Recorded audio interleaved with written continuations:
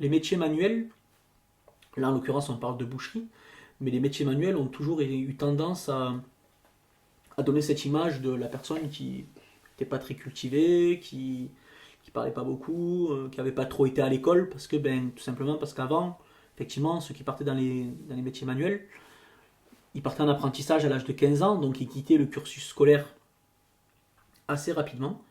C'est d'ailleurs une chose que je trouve très dommage, parce que la culture et l'école ne devraient pas avoir de rapport. C'est-à-dire qu'on peut très bien avoir quitté l'école tôt, mais aimer apprendre des choses.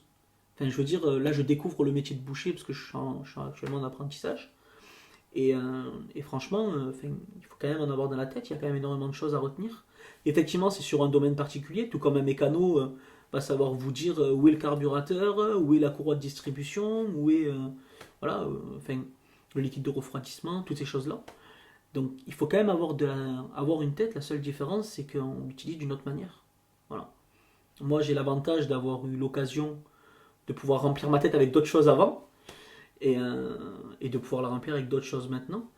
Mais c'est vrai que, comme vous dites, effectivement, le boucher en général, il n'est pas vu comme le couteau le plus aiguisé du tiroir, quoi.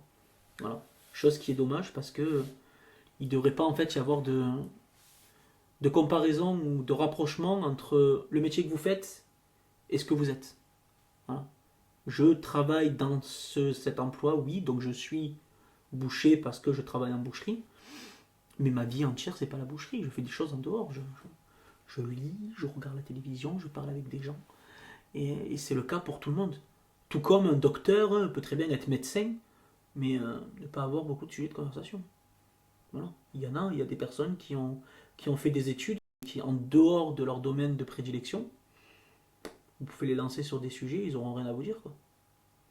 Donc, puis la boucherie, on a quand même énormément de ventes aussi, donc on va rencontrer des gens.